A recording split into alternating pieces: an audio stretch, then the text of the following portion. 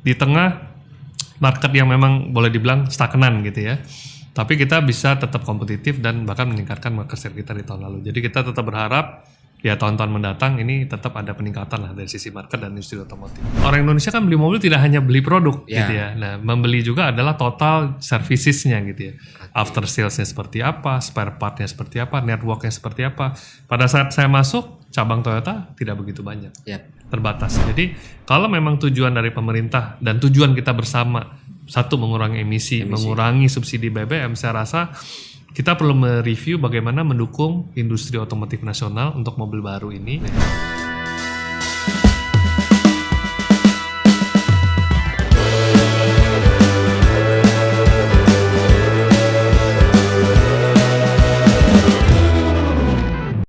Halo Sobat Bisnis, kembali lagi di podcast Factory Hub.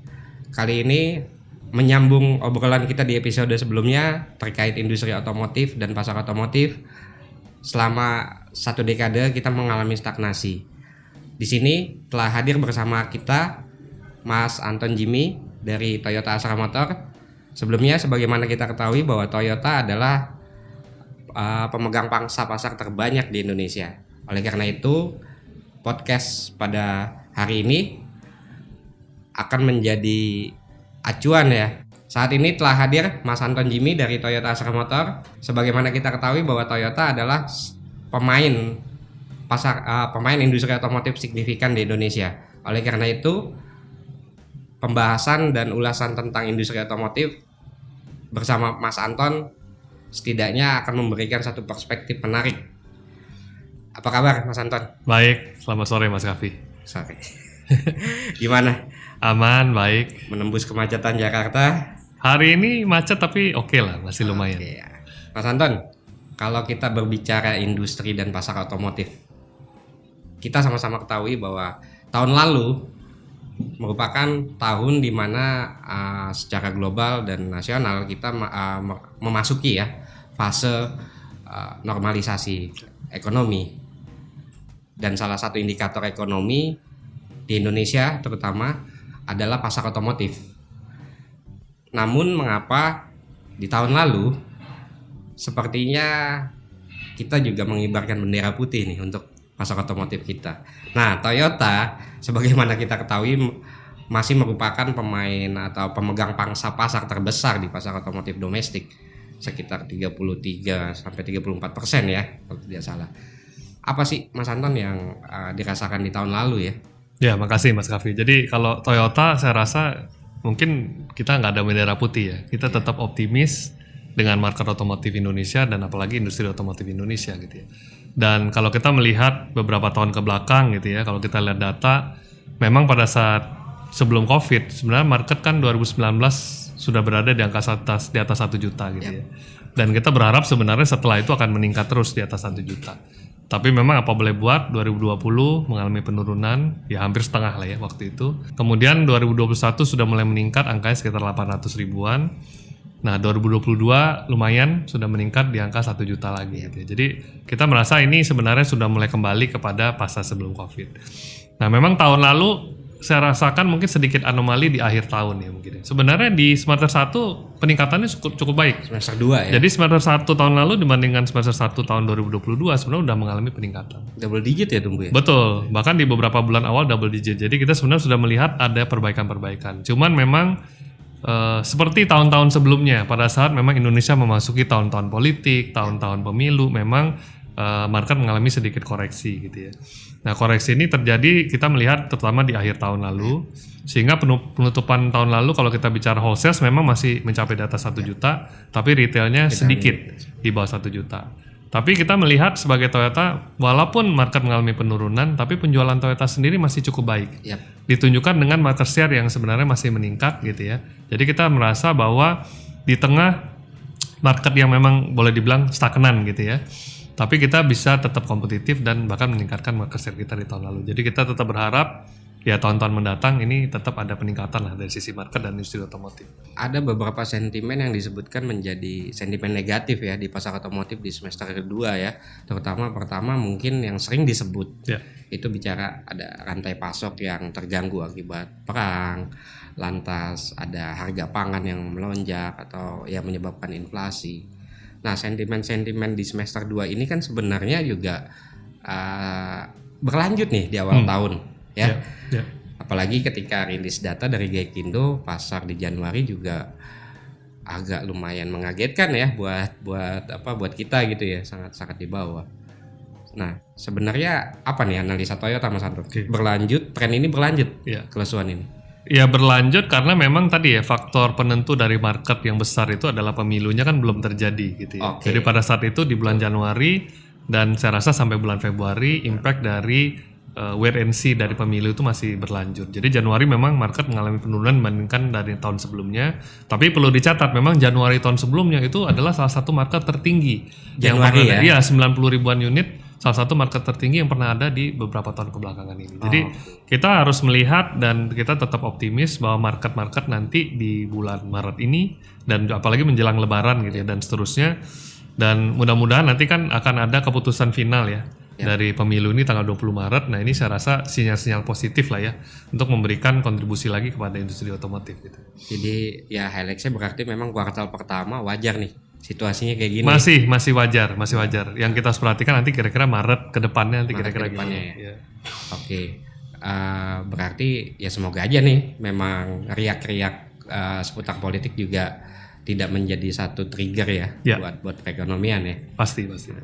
Nah, Mas Anton, sebenarnya kan kalau kita bicara Toyota ya, hal paling menarik ini kan kalau kita bicara dalam runtutan sejarah nih, mungkin kalau bisa dibilang Astra pun berawal dari bicara Toyota juga kan?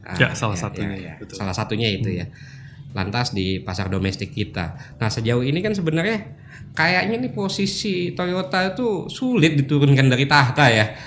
Terakhir kayak udah lama banget tuh kayak merek lain itu mengungguli Toyota di pasar ya. Tapi kan sebaliknya sebenarnya kan di pasar sendiri cenderung ya konsumen kita tuh mungkin mayoritas katanya kaum mendang-mending nih ya kan, selalu membandingkan Toyota dengan produk-produk lainnya ya kan. Betul. Fiturnya katanya itu aja apa gitu kan. Betul.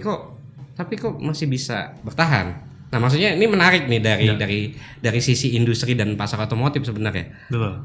Nggak bisa semudah itu ngalahin Toyota kayaknya. Saya rasa memang banyak faktor ya Mas Kavi ya. Jadi dan itu tidak mudah. Jadi mungkin kalau hanya melihat hasil seperti yang saya katakan tadi tahun lalu market share kita kalau wholesale 33% sekian dan lain sebagainya. Mungkin kita melihatnya kayaknya kok gampang ya Toyota mempertahankan market share sebesar itu dan lain sebagainya. Tapi ini adalah satu perjalanan dan komitmen gitu ya dari Toyota Astra Motor sebagai distributor. Jadi baik dari brand Toyota, prinsipal kita di Jepang dan Astra sebagai partner lokalnya, bagaimana memberikan yang terbaik buat konsumen Indonesia. Ini yang paling penting ya, memberikan yang terbaik bagi konsumen Indonesia karena yang stabil itu adalah perubahan. Abadi adalah perubahan. Ya, yang abadi itu adalah perubahan. Jadi kita merasakan sejak saya masuk di Toyota Astra Motor sekitar 20-an tahun yang lalu, tahun 2000, kita hanya menjual line up yang nggak begitu banyak ya. Contoh kita melihat dari produk aja gitu ya. Kijangnya waktu itu masih kijang kapsul ya. Nah, teman-teman masih ingat kalau yang jadul-jadul nih ya. Kijang kapsul gitu ya. Mungkin ada Corolla, ada sedikit mobil-mobil yang lain, nggak begitu banyak produk-produk yang kita luncurkan.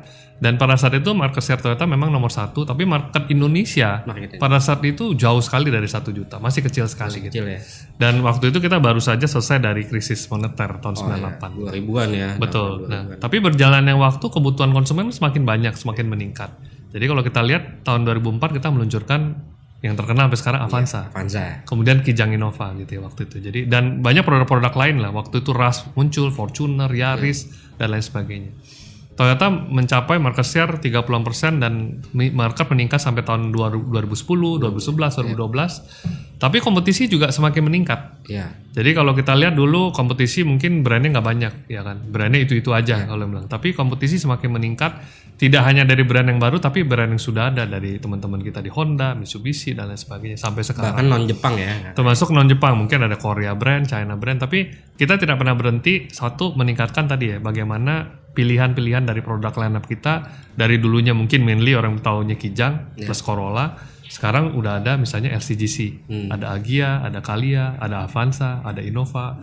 bahkan ada Alphard dan ada Lexus dan lain sebagainya gitu ya. Karena memang ekonomi Indonesia meningkat, kebutuhannya juga semakin banyak. Tadi yang mending itu kita berikan banyak pilihan dari sisi produk. Kemudian yang kedua, orang Indonesia kan beli mobil tidak hanya beli produk gitu ya. Nah, membeli juga adalah total servicesnya gitu ya. After salesnya seperti apa, spare partnya seperti apa, networknya seperti apa. Pada saat saya masuk, cabang Toyota tidak begitu banyak. Terbatas. Sekarang sudah ada 330 lebih cabang di 330 ya? Iya, 334 cabang di seluruh Indonesia, baik itu adalah penjualan, spare part dan sebagainya. Coverage dari jumlah orang kita juga, salesman dan mekanik kita juga semakin banyak. Dan juga peningkatan dari pelayanan-pelayanan dari sisi after sales dan sebagainya juga menyesuaikan lah ya dengan kebutuhan customer Indonesia, baik sama dengan media bisnis juga kan, nggak cuma media cetak, ya kan sekarang ada digital, ada podcast hari ini. Nah, Toyota juga melakukan hal-hal yang seperti itu. Jadi menyesuaikan dengan kebutuhan konsumen, mau kita sebut tuh Gen X, kemudian ada Gen Y, Gen Z, dan saya juga bangga juga ya, ternyata Toyota juga bisa mempertahankan gitu ya. Customer-customer kita yang dulunya mungkin kakeknya punya Toyota, ayahnya punya Toyota, sekarang anaknya pun melanjutkan untuk punya Toyota juga. Jadi 3 generation. Mereka tuh ngingatnya Kijang. Kijang, betul. Beli Kijang bukan beli mobil. Beli Kijang. betul. Ada yang menarik tuh Mas Kavi. Jadi tahun 2000-an awal waktu itu bekerja di product planning ya. Nah, salah satu saya pernah diskusi dengan salah satu engineer di Jepang, dia nanya, "Kenapa ya masih harus pakai nama Kijang?" Waktu itu ada Kijang Innova ya. Kenapa nggak pakai nama Innova aja? Kalau lihat di negara lain kan semua udah ganti Innova ya, di Filipina, di Malaysia dan lain-lain. Saya jelaskan dan waktu itu kita survei bahwa merek Kijang dan merek Toyota itu tidak terlalu jauh berbeda dari sisi awareness dan persepsi, strong point-nya. Saking memang Kijang itu punya brand yang sangat kuat dan sampai sekarang pun Kijang Innova Zenix yang terbaru masih menggunakan nama Kijang. Karena memang kita melihat dari sisi konsumen dan masyarakat bahwa Kijang ini adalah satu hal yang baik dan positif.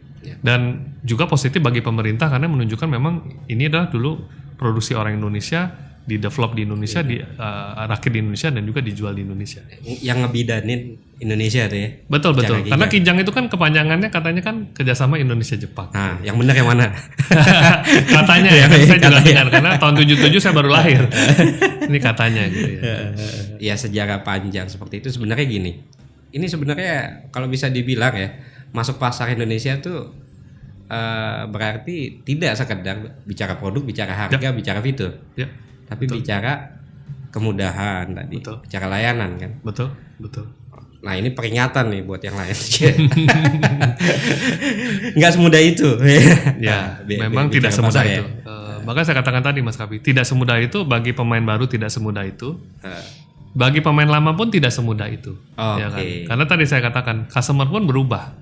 Jadi zaman dulu kita nggak terbayang ada yang layanan misalnya home service ya. Home service. Yang seperti sekarang. Zaman dulu mungkin mobile service itu jumlahnya bisa dihitung dengan jari. Sekarang udah ratusan unit. Kita punya 300-400 unit. Jadi jumlahnya hampir 1:1 dengan cabang. Jadi hampir setiap cabang punya mobile service. Kenapa? Karena mobilitas dari konsumen kita semakin meningkat. Misalnya di daerah kantor bisnis Indonesia nih, daerah pusat ya. Oh, saya nggak ada waktu nih untuk datang ke bengkel. Didatangi oleh mobile service. Atau bahkan sekarang ada layanan yang lebih canggih lagi, dijemput. Ya kan? Bahkan ada yang lebih canggih lagi, cukup chatting aja, nanti bisa disupport ya. Jadi ini layanan ini kalau kita tidak bisa mengikuti dengan zaman gitu ya, akan sulit untuk mengkomunikasikan. Dulu sama, kita juga beriklan di media cetak atau TV. Sekarang kita beriklan di media digital. Kayak Mas Kavi di belakang saya lihat nih ada YouTube-nya warna silver nih. Kita bulan kemarin bisnis Indonesia. Kita di Toyota Motor kita baru dapat yang warna emas. Ya, di bulan lalu. Saya bukan mengatakan warna emasnya, tapi menunjukkan bahwa relevansi dari media komunikasi produk terhadap konsumen ini sangat-sangat penting. Dan itu tidak mudah. Itu adalah kerja keras ya teman-teman Toyota Motor selama bertahun-tahun konsisten untuk listening to the customer, kemudian memberikan pelayanan yang sama pada customer. Tadi kan ya mungkin kan kalau sekedar dikatakan itu kayaknya mudah banget ya, padahal kan agak sulit itu. Sulit. Kalau nggak rambut saya udah putih. Sama nih. Rambut udah putih nih. Nah, sepanjang perjalanan itu juga oke lah, memang kalau bicara spesifik Toyota sukses mempertahankan pangsa pasar. Lantas pangsa pasar yang bertahan dengan volume pasar yang meningkat berarti kan penjualan secara volume juga naik. Nah, persoalannya Mas Anton, kalau kita bicara kita tarik gitu ya dari ya mungkin 1 dekade. Ya. Kayaknya nggak cuma Toyota nih. Ya. Ini problem industri otomotif kita Ya, mengalami stagnasi. Betul. Di 1 juta. Betul. Kisaran 1 juta unit. betul. Lantas kan pertanyaannya ya bagaimana kita bakal narik investasi lebih besar kan ke depan. Nah mungkin kalau dari Mas Anton sendiri ngeliat stagnasi pasar nih apa ya, ada shortcut, ada apalah Ya. untuk kita bisa tidak terjebak. Ya, ya. Jadi memang ini juga topik yang menarik ya Mas Raffi. Saya rasa nggak cuma di bisnis tapi di internal kita di Toyota. Setiap waktu kita diskusi dengan prinsipal di internal gitu ya. Termasuk kita diskusi dengan Gaikindo. Pertanyaan-pertanyaan ini selalu muncul. Dan tahun ini memang kita sedang sangat lebih deep, lebih serius lagi mempelajari mengenai market ini. Kenapa market ini nggak bisa 2 juta gitu misalnya. Kenapa kok masih 1 juta selama 10 tahun ini. Banyak faktor Mas Raffi. Dan memang mungkin data-data yang kita miliki di Toyota nggak cukup. Jadi kita perlu kerjasama dengan berbagai pihak. Misalnya data mobilitas masyarakat, data public transportation, sepeda motor, mungkin jasa keuangan, dan lain sebagainya gitu ya. Karena ini banyak faktor, contoh beberapa faktor yang kita dapatkan dan saya rasa cukup relevan ya dengan hal ini. 1, kenaikan harga mobil dibandingkan dengan kemampuan daya beli masyarakat. Betul GDP Indonesia meningkat, tapi harus hati-hati bahwa GDP-nya meningkat tidak seiring dengan kenaikan harga mobil. Saya bicara GDP dulu. Betul. GDP-nya Indonesia sekarang kan sekitar 4 ribuan US dollar. Katanya ini sudah bisa masuk ke mobilisasi. Tapi 4 ribuan US dollar ini pemerataannya di seluruh Indonesia tidak merata. Masih ada sentralisasi. Betul, Jakarta lebih tinggi ya. pastinya, di wilayah lain mungkin di kota kecil lebih rendah dan sebagainya. Itu satu faktor. Jadi GDP-nya sendiri mungkin memang perlu ada pemerataan nanti ke depannya. Ekonomi masyarakat atau mungkin kedaerahan juga perlu ditingkatkan. Faktor yang penting kedua adalah kenaikan harga mobil ini memang ternyata lebih tinggi dari kenaikan tadi GDP atau income dari masyarakat. Kenapa harga mobil naik? Kan pertanyaan berikutnya kan. Ada beberapa hal. Nah ini harus bagaimanapun kena mengenai pajak nih. Walaupun kita wajib pajak, kita harus bayar pajak.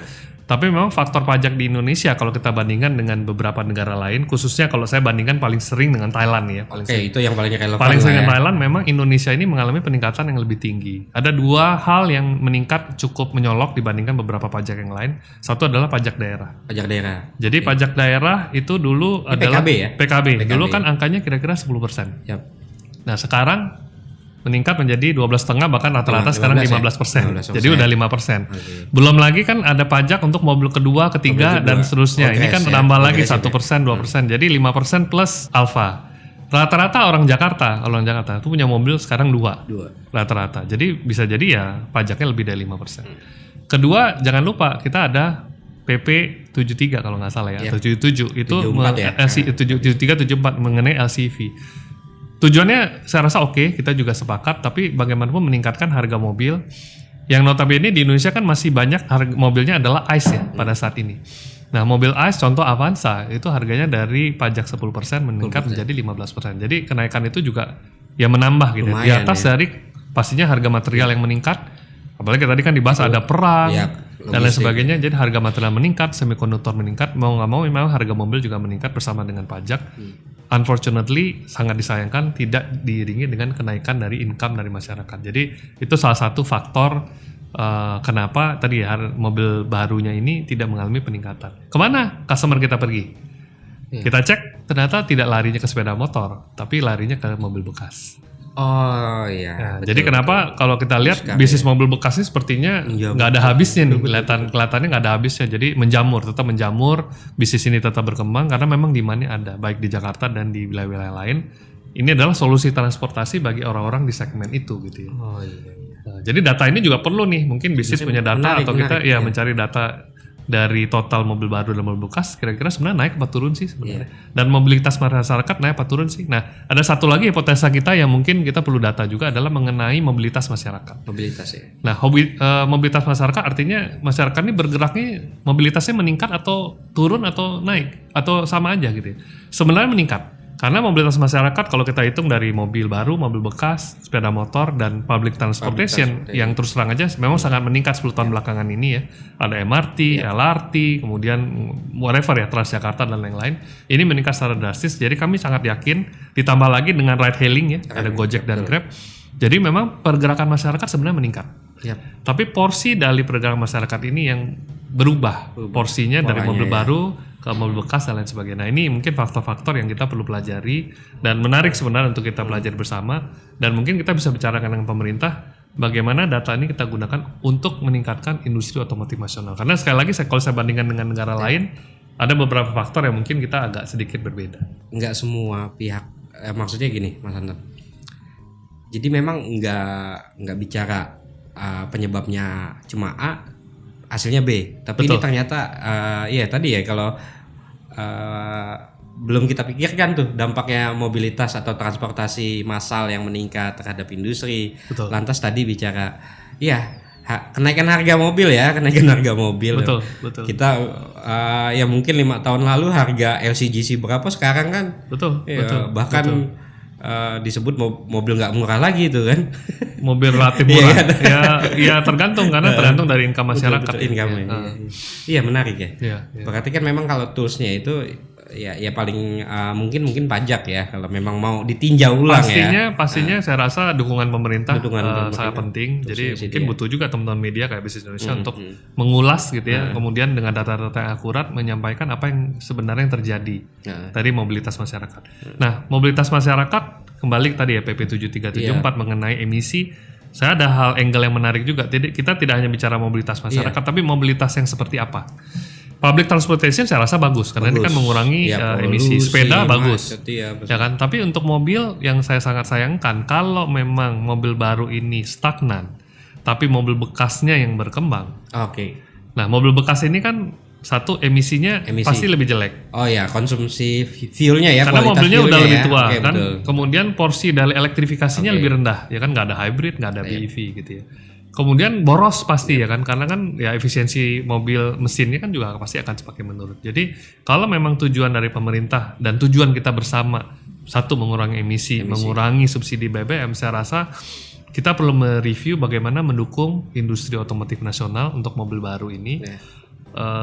Pasti market mobil bekas pasti akan tetap ada, cuman harus perlu diregulir atau dilihat lagi bagaimana kita mau mendukung mobil baru ini supaya berkembang. Jangan lupa Mas Kavi, kita ini kapasitas pasang produsen ini kan sekitar 2 juta. 2 juta ya. Dan ini akan masuk lagi kan, ada peraturan baru ini akan masuk lagi dari merek-merek lain akan masuk menambah 2 juta plus. Kan. Akan nambah lagi, ada 150.000, ada yang 50.000. Jadi bisa 2,2. Utilisasi cuma 50%. Utilisasinya 1 juta atau mungkin 1 juta tambah sedikit. Iya, Nah, ini kan berarti ya. akan terjadi suatu investasi yang sebenarnya kurang efisien dan kurang baik. Karena ekspor kita kita bisa tingkatkan dari 300.000, 400.000, tapi masih jauh gitu ya gapnya, masih jauh gapnya. Kita memang nggak ada peraturan ya Mas Anton ya soal masa usia pakai Belum mobil ada. ya.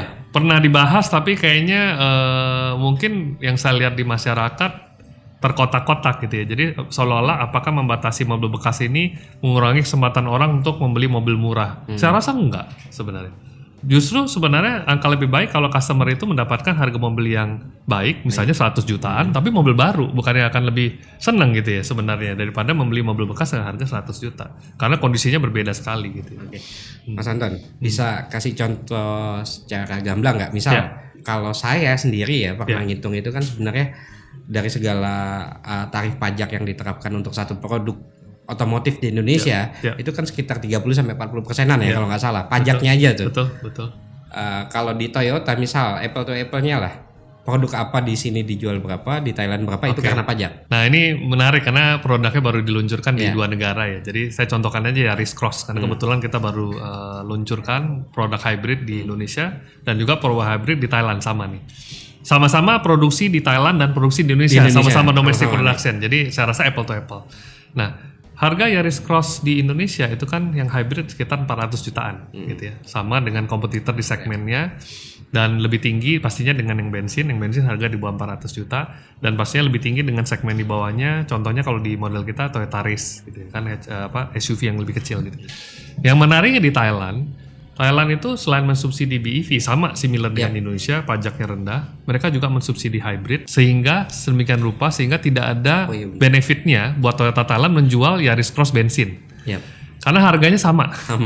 Dan bahkan Yaris Cross hybrid ini harganya di bawah daripada segmen yang bensin yang sudah ada dan harganya mirip dengan kalau di Indonesia Toyota Yaris. Jadi dari 400 jutaan masuk angka 300 akan mungkin di bawah 300. Jadi gapnya cukup besar. Gap itu ada di mana? Saya rasa ya mobilnya sama, speknya lebih kurang sama, berarti, ongkos produknya sama. Betul. ya pasti ada keperpihakan terhadap produk-produk baru atau produk-produk yang ramah lingkungan. Jadi saya rasa ini perbedaan yang cukup mudah dimengerti dan saya rasa juga harusnya menjadi consideration kita bersama gitu ke depan. Dan sekali lagi yang perlu di-highlight juga ini bukan bicara kita memperbanyak mobil ke jalanan, enggak, tapi ini bicara kaitannya dengan industri nih. Industri otomotif dan merubah emisi, kondisi mobil yang ada di jalan, kan mobil itu udah ada di jalan. Jadi mobil itu sudah ada di jalan, bagaimana merubah mobil-mobil yang dulunya mobil bekas, mobil tua menjadi mobil baru yang notabene tadi ya emisinya lebih bagus, ya konsumsi bahan bakar lebih bagus. Ya pasti konsumennya pasti lebih senang ya sebenarnya. Dan industri otomotif nasional juga akan berkembang dan kapasitas 2 juta itu ya mudah-mudahan bisa tercapai gitu. Tenaga kerja juga terserap lebih banyak. Pasti. Runtutannya banyak lah, supplier, dealer, kredit, ya itu pasti akan banyak runtutannya. Mas Anton, ini terkait juga perkara soal populasi kendaraan lantas emisi ya, campaign emisi. Kerap kali kan Toyota bicaranya kita multi pathway. Gitu. Betul. Ini multi pathway jangan-jangan alasan ini untuk tidak bicara elektrifikasi terlalu cepat gitu. Dengan tudingan, maksudnya bukan tudingan lah ya. Ya kalau saya sendiri sih pahami bahwa multi pathway ternyata dipakai juga kok sama beberapa pihak termasuk government. Ya. Kan belum lama ini ada yang bicara soal kita bisa kok nyediain BBM sendiri lewat etanol apa segala macam. Ya itu kan sebenarnya flexi engine masuk ke multi pathway. Nah gimana Mas Anton penjelasan multi pathway ini dengan gamblang gitu? Kalau dijelaskan bisa panjang, tapi ya singkatnya menurut saya kembali lagi kepada kondisi pasar dan masyarakat di Indonesia. Karena kan kita menjual mobil pastinya kepada pangsa pasar Indonesia gitu ya. Di mana Indonesia ini luas ya, tidak hanya kita melihat Jakarta dan sentral Jakarta, kita harus melihat suburban Jakarta atau Bandung, Surabaya, belum kita bicara Kalimantan, Sulawesi dan sebagainya. Kebutuhan masyarakat ini masih sangat banyak, ya mulai bervariasi ya, mulai dari harga yang kompetitif, mulai dari misalnya infrastruktur ya, charging station gitu ya. Kebutuhan masyarakat yang sangat luas tidak bisa kita penuhi dengan hanya satu teknologi. Jadi rasanya bagi Toyota kita nggak mungkin memenuhi ini hanya dengan menggunakan BEV. Bahkan kalau kalkulasi kita, walaupun BEV ini meningkat, kita contoh di tahun lalu. BEV itu dari 0, sekian persen menjadi 2%. Oke, cukup meningkat, secara persentase meningkatnya luar biasa, tapi 2%. Tapi kalau kita bandingkan dengan yang ICE-nya masih sangat majority. Kalau kita bandingkan dengan hybridnya tuh kira-kira sudah meningkat ke 7-8%. Jadi total dari elektrifikasi ya masih di bawah 10%. Anggaplah ini akan meningkat gitu ya, mungkin 5 tahun ke depan, 10 tahun ke depan, ke angka misalnya elektrifikasi 30%. Masih ada 70%-nya adalah. Kenapa? Bukannya customer nggak mau beli BEV atau hybrid? Masih banyak hal-hal pertimbangan-pertimbangan mulai dari tadi harga, infrastruktur yang menyebabkan masyarakat sendiri harus akhirnya memilih produk-produk tersebut. Nah, oleh karena itu kenapa Toyota tadi mengatakan multi pathway dan tadi menyuarakan bahwa mengurangi karbon, mengurangi emisi itu caranya banyak. Kemarin mungkin Presiden Direktur Utama waktu di IMS menyatakan banyak jalan ke Roma, banyak jalan mungkin ke Bandung gitu, mungkin saya kata bisa lewat tol, bisa lewat puncak gitu, bisa lewat naik kereta cepat naik gitu bus, misalnya, ya kan, naik bus gitu misalnya, banyak jalan menuju ke Bandung. Oleh karena itu apa cara kita untuk menuju ke sana? Kita bukannya anti dengan BEV, kita meluncurkan BEV dan kita nggak ragu-ragu untuk mengatakan ke depannya pasti kita akan meluncurkan BEV yang lain sesuai dengan kebutuhan masyarakat Indonesia. Kita meluncurkan plug-in hybrid, kita meluncurkan hybrid. Sekarang ada 2 model yang CKD, CBU-nya banyak dan ke depannya kita akan tambah lagi. Tapi kita juga mencari cara-cara lain untuk mengurangi emisi ini. Contoh hidrogen. Fuel cell, kita kerjasama dengan Pertamina. Sekarang udah ada PLN juga nih, SBBH ya namanya. Ya SBBH ya kan. Kemudian misalnya ada etanol, sekarang udah ada E5, ada E10, tapi Toyota sudah punya pengalaman di negara lain seperti di Brazil, E100 bahkan. E100 ya. Jadi bahan bakar dari asalnya dari tebu gitu misalnya gitu ya. Itu yang nggak pernah terpikirkan sebelumnya. Atau tadi ya biodiesel yang dulunya dari 10, 20, 30 atau mungkin bisa dikembangkan. Kelapa sawit kita banyak ya kan. Jadi cara menuju karbon neutral itu harus ditempuh dengan kontribusi semua orang. Tidak bisa hanya kontribusi dari satu teknologi. Jadi itu yang kita rasakan menjadi satu message yang penting dan sampai hari ini kita merasa itu masih valid untuk Indonesia. Masih valid ya? Masih valid ya. Iya, sebelumnya juga kan salah satu pemikir otomotif kita Pak Agus Cahyana yang sebelum sini itu pertarungan belum selesai. Hidrogen versus mobil listrik pun masih belum selesai. Masih cari format-format baru. Betul. Dan itu mungkin juga yang jadi challenge juga ya di Indonesia. Dalam artian gini Mas Anton, kalau memang tadi tawarannya adalah dari beragam teknologi gitu ya, sebenarnya kan memang kebijakan ini harus diatur atau diformat dari sisi kebijakan strategi energi dong. Ya, betul. Bukan sekedar bicara apa namanya teknologi apa yang ditetapkan tek langsung Betul, gitu kan, nggak gitu ya. Betul. Nah ini jadi sebenarnya mau apa aja bisa ya. Ada flexi engine itu bisa biodiesel, bioetanol ya. Betul. Hidrogen sudah ada. Betul. Hybrid pasti ya. Ya. BEV pun udah ada ya. Betul. Nah, tapi kan kalau kita ngelihat dari struktur kebijakan kita ya, mulai dari Perpres 55 lantas kemarin direvisi jadi Perpres 79, turunannya itu banyak ya, PMK lainnya ya. PMK 8, PMK 9 tahun 2023. Itu kan apalagi PPNBM tadi kalau dibahas PP 74 ya. Ini kan sebenarnya kayaknya strategi itu memang diorkestrasi bicaranya ke kendaraan listrik gitu ya. Betul. Lantas sampai terakhir itu ada revisi lagi kebijakan soal membebaskan PPNBM kalau nggak salah ya untuk impor CBU itu bagi APM yang memang punya komitmen investasi. Nah kan kalau dari kacamata saya nih Mas Anton, dalam artian gini, yang udah importasi ini kan kita lihat lah ya kinerjanya di tahun lalu ya. Mereka itu ada yang melepas di Oktober, di September. Nah setidaknya kan Toyota kan punya BZ4X nih. Kayaknya kalau volume segitu mah bisa lah berkomitmen investasi di sini gitu kan. Hitungan saya setidaknya ini kurang loh 30% dari harga sekarang lah ya. Gimana Mas? Ya, jadi gini, kita melihat tadi balik ke multi pathway, kita melihat bahwa pasti ada unsur prioritas ya pastinya. Jadi ada unsur prioritas. Dan pada saat ini sama-sama pakai kacamata ya. Pemerintah juga punya kacamata. Jadi kacamata pemerintah pada saat ini adalah kompetisi dari pengadaan baterai. Dan kita bicara baterai nikel dan lain sebagainya. Bagaimana supaya industri nikel berkembang dan menjadi industri baterai? Pasti salah satunya ya industri BEV. Jadi sangat-sangat wajar. Dan di tengah pemerintah ingin meningkatkan industri baterai atau nikel ini sendiri, kompetisinya datang dari negara lain. Jangan salah. Peraturan yang kita tadi bicarakan itu mirip dengan peraturan di Thailand untuk BEV juga. Thailand melakukan hal yang sama, silakan dapat CBU, dapat insentif dan lain sebagainya selama komitmen melakukan investasi 2 tahun ke depan dan lain sebagainya. Saya rasa pemerintah dalam tanda kutip dalam hal ini mencoba menjaga tadi ya arah dari industri nikel. Tapi diskusi mengenai industri baterai ini belum berakhir. Tadi kan dinamis ya, jadi kita selalu bicara dengan pemerintah melalui Menteri Perindustrian, Pak Menko, bahkan terakhir di Motor Show kita ketemu dengan Pak Presiden, Pak Hendy juga sudah menyampaikan, Pak Toyota sudah punya macam-macam teknologi, kita punya BZ4X, BEV, kita punya plug-in hybrid, kita punya hybrid juga yang sudah lokal dan sebagainya, dan saya rasa mendapatkan dukungan dan support dari pemerintah untuk menstudi lebih lanjut. Pak Presiden langsung bilang, Pak Menko coba tolong dipelajari juga nih, sepertinya hybrid juga berkontribusi. Kebetulan ada tulisan besar di depan Yaris Cross itu ya, 1:31. Pak Jokowi langsung berhenti. Wah, ini bener nih mobilnya bisa betul Pak, ini dites oleh teman-teman media gitu. Ini kayak Yaris Cross. Ya, Yaris Cross ya. Yaris Cross. Jadi informasi ini yang mungkin belum tersampaikan ke publik dan ke pemerintah, dan pemerintah melihat oh ini ternyata juga menarik juga. Jadi saya rasa tidak hanya pemerintah melihat peraturan yang BEV, tapi kedepannya pun yang hybrid pun saya rasa akan mendapat perhatian. Tapi pasti butuh waktu ya. Dan Toyota pun pasti akan melakukan investasi ke depannya berhubungan dengan apakah assembly, apakah baterai. Nah ini kita sedang melakukan pembicaraan. Jadi saya mungkin nggak bisa bocorkan semua gitu ya. Tapi saya udah katakan di awal tadi, kita nggak alergi dengan BEV, dan ini adalah BZ4X bukan BEV yang terakhir. Akan ada model-model lainnya gitu ya. Kalau Toyota kan BZ ini kan mobil listrik tuh namanya BZ Beyond Zero gitu ya. Akan ada Beyond Zero lainnya, Beyond Zero titik-titik dan lain sebagainya.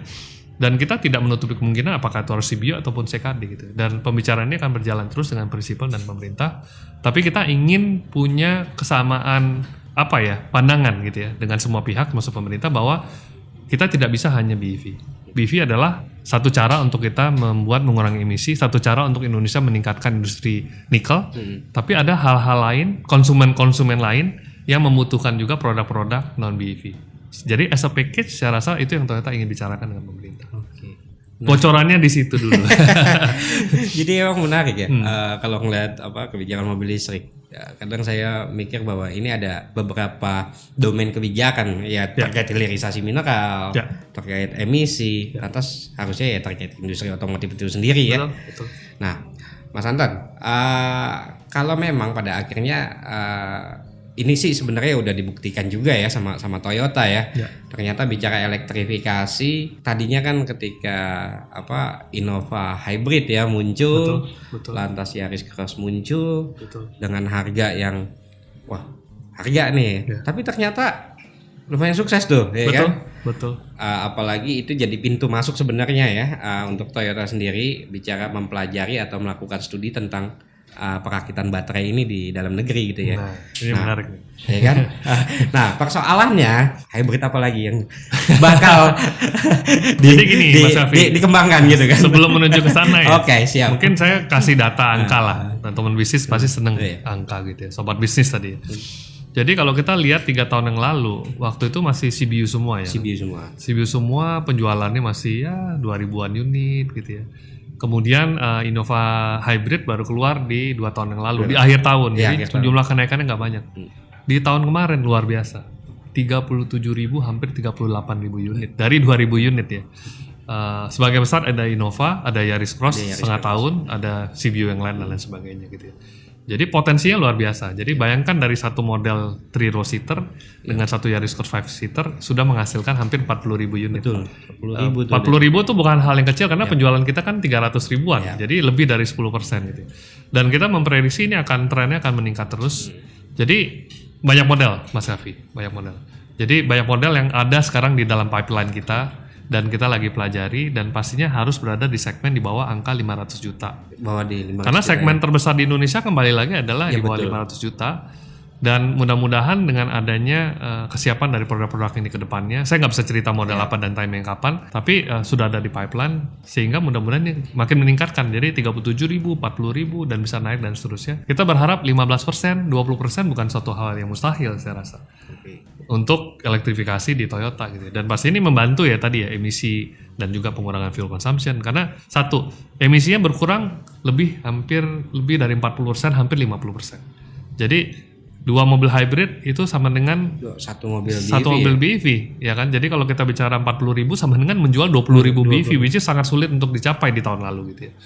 Kemudian fuel consumption ya tadi saya katakan kalau mungkin Innova karena lebih besar mungkin 1:20 lah gitu ya. Yaris Cross mungkin 1:25 sampai 1:30. Berarti 3 kali lebih irit dari mobil biasanya yang 110 aja mungkin udah bagus gitu ya di masa lalu. Jadi saya rasa ini era yang baru, era yang sangat berbeda kalau kita bandingkan dengan 10 tahun yang lalu, 5 tahun lalu. Ini adalah era yang berbeda dan inilah di mana Indonesia akan menjadi dengan negara yang memiliki produk-produk elektrifikasi. Tapi saya yakin bukan hanya BEV, tapi hybrid juga ada di situ, plug-in ada di situ, dan flexi fuel ada di situ juga.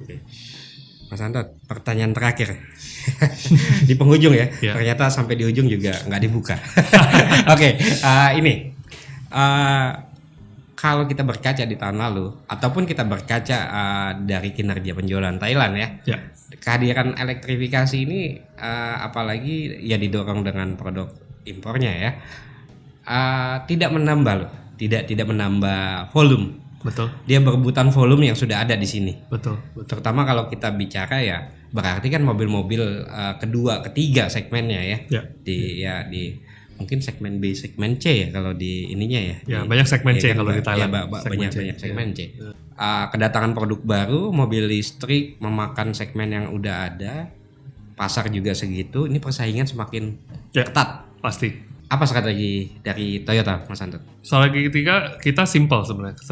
Tadi kembali ya kepada bagaimana kita bisa segera memfulfill kebutuhan dari masyarakat gitu ya. Jadi bagaimanapun kita masih yakin kekuatan dari network, dealer, after sales kita adalah masih yang terbaik. Dan saya rasa ini bukan lip service, ini adalah fakta. Dan orang beli mobil di Indonesia bagaimanapun pasti memikirkan the whole ecosystem. Kemudian produk line up pastinya kita nggak akan berhenti. Jadi kita akan selalu meluncurkan produk-produk yang baru. Di IMS kemarin kita baru saja meluncurkan produk baru juga, ya kan, ada Velfire. Jadi di berbagai segmen, dan tahun ini kita juga akan meluncurkan satu produk baru di commercial vehicle.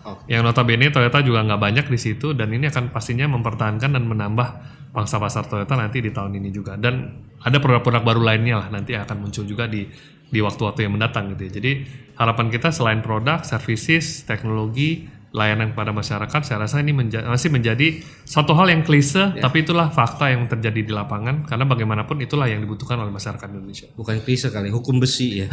Hukum besinya begitu. Betul, orang Indonesia baru beli mobil aja udah langsung nanya, ini kalau dijual lagi kira-kira gimana ya gitu ya. Jadi itu salah satu faktor yang saya rasa ya Indonesia banget gitu ya. Oke, thank you ya Mas Anton. Thank you Mas Kavi. Atas bincang-bincangnya. Sukses. Oke, sobat bisnis, itu tadi perbincangan kita dengan Pak Anton Jimmy dari Toyota Astra Motor. Sampai jumpa di episode Factory Hub selanjutnya.